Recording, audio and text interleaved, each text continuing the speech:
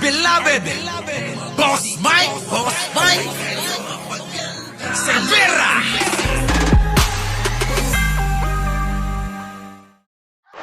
Dito na tayo. Nako, dito pa, isa pa. Ganun talaga mga bobo. Galit na galit dito.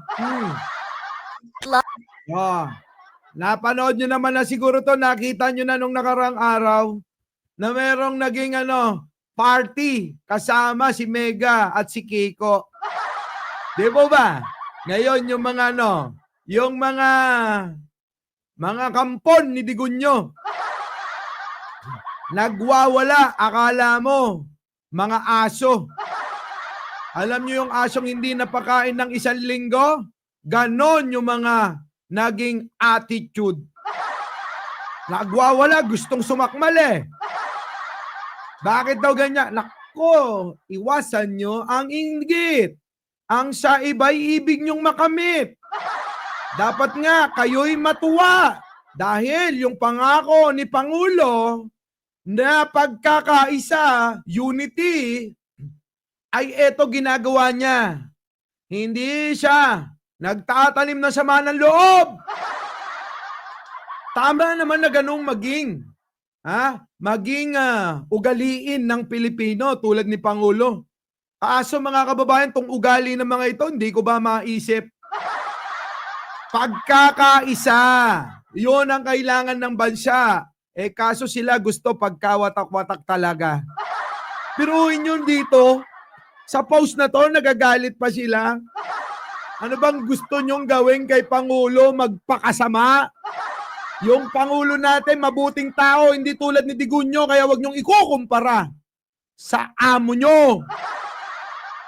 Di po ba, mga kababayan? Ikinukumpara kay Digunyo eh. Ang Pangulo natin kulang na lang, maging santo. Sa susunod, mga kababayan, pag nawala na si Pangulo, magkakaroon to ng monumento. Si Digunyo. Aba, ewan ko lang kung meron pang monumentong mangyayari dyan. Ang bait-bait ng Pangulo na dapat tinutularan nating mga Pilipino. Malamin tayo sa kanya. Napakabuti ng puso. Napakahirap gawin yan, di ba? Sa totoo lang naman, napakahirap gawin netong pag-uugali ni Pangulong Bongbong Marcos. Minsan kayo, alam ko, naiinis na rin kayo. Dahil sobrang bait ng Pangulo! Di po ba? Sa sobrang bait na ni Pangulo, naiinis na marami sa inyo. Huwag niyong itatanggi yan. Dahil maraming nagme-message sa akin. Tuloy na natin to. Bakit na naman? Kasi nananakit ka na naman, Mege. Imbes kasi na huwag ka nang mag-post. Tandaan nyo, kapag nakasama ko si Pangulo, hindi ko ipopost. Para walang masaktan kahit sino. Dahil alam ko, marami talagang mga ganitong tao. Yung bang nasasaktan sila kapag nakita nila yung pangarap nilang mangyari sa buhay nila. Tama po ba, mga kababayan? Maraming ganong tao. Yung pangarap at gustong-gusto nila na makamit. At pag nakita sa inyo, nako po, yun na yun. Kulang na lang magbigti. Kaya ako, pagka nakasama ko to, hindi ako magpapapicture. Manong Bongbong, sa panaginip na lang tayo magkita. Tuloy!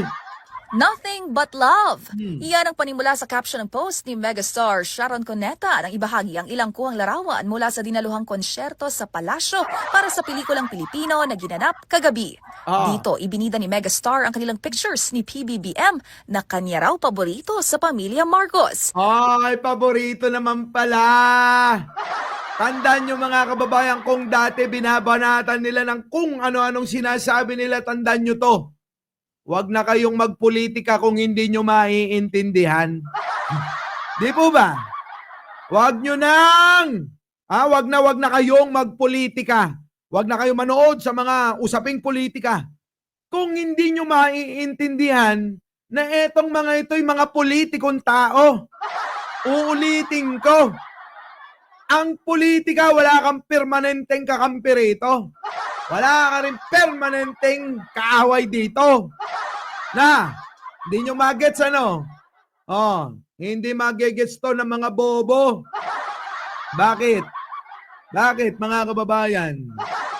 Kasi ito, mga kababayan, ay para sa mga matatalino. Tulad ni Pangulo. Na ano? Anong Castro Verde? Bakit naman si Chris Ulo pinasok mo rito? Magkausap lang kami. Bago ako mag-live. Okay kami. Bakit? Ayaw talaga, mai-issue kayo. Wala akong tinutukoy na tao rito, kundi mga DDS na mga tanga. Plus yung ibang mga tanga. Di ba? Tuloy. Mayroon din silang groupie kasama ang mister na si dating Senador Kiko Pangilinan at First Lady Liza Araneta Marcos. Oh, kita nyo, ganda ng mga ngiti nila. Tanong ko sa inyo, may kaplastikan ba? Walang kaplastikan dyan. Kung makikita nyo si First Lady, si Pangulong Bongbong, muntik ko nang maging kamukha, oh. Pero si Kiko, malabo. Si Sharon pa, oo, papayag ako. Pero mga kababayan, aminin nyo, masaya. Masaya, oh. Ang saya-saya nila, mga kababayan. Sana all na lang talaga. Kung tayong mga Pilipino matututo ng pag-uugali ni Pangulo, sigurado asenso. Tandaan nyo yan. Ulitin ko para hindi makalimutan ng mga ilang mga DDS dyan. Kung tayo magiging ugali ni Pangulo, tandaan nyo, ang pag-asenso, napakadali lang. Di po ba? Pero kasi ang inuugali ng iba, manang-mana kay Digunyo. Manang-mana sa mga Duterte, puro hinanakit, puro inggit, puro galit, puro ngit-ngit. Hindi ko kasi ganon, mga kababayan eh. Wala sanang pagtatalo-talo kung ang nangyari na lang, tumulong yung nakaraang administrasyon at yung nakaraang presidente, 10 ng pamilya nun. Kaso mga kababayan, ang nangyari hindi. Sila mismo ang nanggulo sa ating gobyerno. Sabi ko nga, okay lang maging kritiko. Pero kung ang pagiging kritiko mo, sobra-sobra na, abay nilamong ka na ng iyong emosyon, galit, ngit-ngit galit, nako, iba na yon. Wala nang magandang maidudulot yon. Kaya mga kababayan po, pwede ba? Sa lahat po sana ng mga tao na may galit pa sa puso, iwaksin nyo na. Maglilipat na naman ng taon. Huwag nyo nang dalin, mga kababayan. Pakiusap lang. Ang galit sa puso, ang mahihirapan kayo rin lang. Hindi po yung ibang tao na kinaiinisan nyo o kinagagalitan ninyo. Kayo mismo magdadala niyan. Di po ba? Yan ang sinasabi ko madalas. Saan? Sa mga aking maraming tauhan. Biruin ninyo, halos araw-araw magkakasama sa trabaho, tapos sila nag-aaway-away. Alam nyo mga kababayan, ulitin ko lang, masabi ko lang, maisingit ko. Kayong mga nasa mga kumpanya, opisina, tandaan nyo mga kababayan, yung mga kasama nyo sa trabaho, mahalin ninyo. Mahalin ninyo bilang kasama sa trabaho. Huwag nang lalabis doon. Pag lumabis doon, baka magaya kayo kay Arnold Lopez. Oo. Di ba? So mga kababayan, isipin ninyo yung haba ng pagsasama nyo ng mga kasama nyo sa trabaho kumpara sa oras na pagsasama nyo sa pamilya nyo. Mas mahaba yung oras ng pagtatrabaho nyo at kasama yung mga katrabaho nyo kaysa sa pamilya nyo. Tapos inaaway nyo, nag-aaway-away kayo. Huwag nang ganon mga kababayan. Hindi makakadulot ng mabuti sa pang-araw-araw na ginagawa yan. Kaya ituloy na natin tong pinagningit-ngitan ng mga DDS. Kasabay niyan, inalala rin ni Sharon ang ilang memories sa pamilya ng Pangulo. Kabilang na riyan noong bumisita pa raw ito noon sa Hawaii, gayon din sa kanilang tahanan sa Ilocos. Ang yumaong si former President Marcos Sr. kasi at dating unang ginang Imelda Marcos ay ninong at ninang sa kasal ni megastar sa dating itong asawang si Gabby Concepcion. Yun naman pala. Sabi ko sa inyo, ang trip neto talaga si Mega. Yung mga ganitong muka. Kaya lang mga kababayan, oo, yung mga ganitong mukha naman, madaling magsawa sa ganyang itsura. ah, ah. Oh, pero si Pangulo, kita nyo naman, ano, alam nyo si Pangulo, magtiwala kayo. Alam niya yung mga taong nampa-plastic at hindi totoo. Di po ba, mga kababayan? Thank you naman kay Roger Ligarde, oo. Di po ba? Ang sarap na makita na yung mga ito ay magkakasundo. Pero mga kababayan, huwag nyo pong kakalimutan. Si Pangulong Bongbong binoto natin dahil malaki tiwala natin dyan. Hindi yan mga ong-ong, hindi yan bobo, hindi yan weak leader tulad ng sinabi nila. Dahil itong si Pangulo, ang talino kakaiba. Di ba ba? Kaya magtiwala lang kayo. Nako, marami na akong patunay sa mga lahat ng mga nagtanong dito. Ito na. Pasok! Agad namang bumuhos ang sari-saring reaksyon mula sa netizens. Mayroong natuwa sa nasaksihan at nagsabing the world is healing. Habang may humilit namang Kita nyo, the world is healing. Yo! Dapat ganun mga kababayan, di ba? Dapat naghihilom ang lahat. Ang inyong nararamdaman, ang mga sugat na dulot ng nakaraan, ay dapat may panahon na kalimutan. Mga kababayan, tandaan nyo yan, maging mabuti kayo sa mga kapwa kahit gaano sila kasama. Kaya nga sabi ko sa inyo, sa lahat ng mga nakakaabot at nakakagawa ng kanilang mga accomplishment sa buhay nila, ako'y sumasaludo at pumapalakpak. Huwag niyong pamayaniin ang inggit at galit sa puso. Walang maidudulot na mabuti sa inyo. Oo. Di po ba? Yan mga kababayan, dapat nga natutuwa tayo. Bakit? Nababawasan yung mga magkakaaway. Tandaan nyo, pagka tayong lahat ng mga Pilipino nagkakasundo-sundo, maliwanag ang isipan natin na makagawa tayo ng mga paraan, proyekto, kahit ano pa man, para magtagumpay tayo, pare-pareho. Tandaan nyo yung salita na ano, parang mga talangka na naghihilahan, ganyan tayong mga Pilipino. Pero kung ganitong pag-uugali, uulitin ko ni Pangulo. Kung magiging ganito lang tayo sa kanya, mga kababayan, walang imposible na hindi natin magagawa. Di ba ba? Walang imposible na hindi natin magagawa kung sama-sama tayo magkakaisa.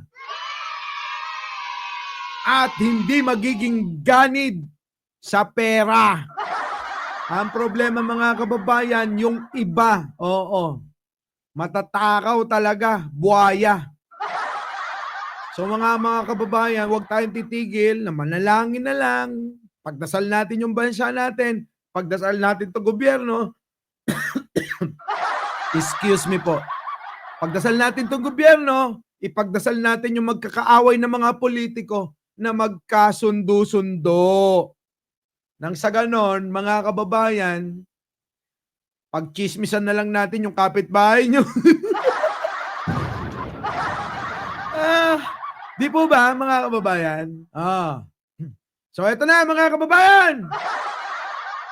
sana hindi lang daw ito dahil malapit na ang eleksyon.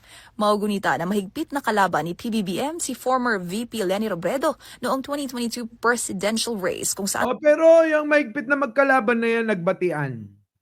Kung nung nakaraan nakita nyo naman, kinamayan. Nagngitian kasama pa si Bam. Di po ba?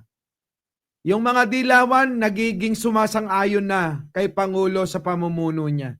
Hindi naman yung mga loko-loko na hindi ko kontra. Kung nakita nila na itong trabaho ni Pangulo ay merong kakaiba. Ang mga naggagalit lang dyan at gumagawa ng issue, yung mga taong gustong umagaw ng posisyon niya. Maliwanag po ba? Yan lang po talaga ang kaguluhang nangyayari. Yung kasakiman sa kwarta, kasakiman sa kapangyarihan, yan ang ugat ng lahat ng yan. Ang magugulo ngayon yung dating kaalyado ni Pangulo, ang Duterte. Yung tatay hindi talaga kaalyado eh. Oo. Di ba? Tuloy. Tumakbong bise ni Robredo ang mister ni Shawi na si Kiko Pangilinan. Samantala, tinapos ni Megastar ang post sa mensahe ng pasalamat para sa mag-asawang Marcos at #OldFriends. Oh! #old friends. Kita nyo, magkakaibigan noon, nagkaroon ng sigalot nung nagkaroon ng eleksyon.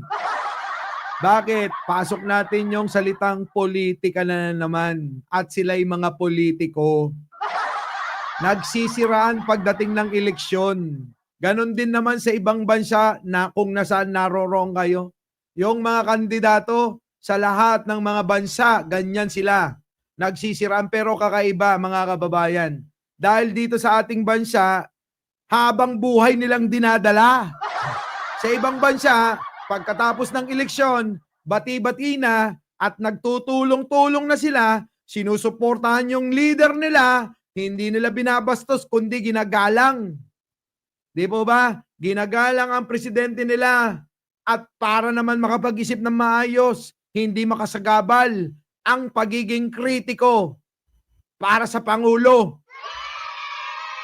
Kaso nga mga kababayan, hindi eh. Yung mga ibang mga Pilipino tulad ng mga Duterte, kita nyo, halos magpakamatay na eh. 10 ng mga alipin nila. Di po ba? Yung mga alipin nila, kita nyo, halos magpakamatay na. Ang tatanga.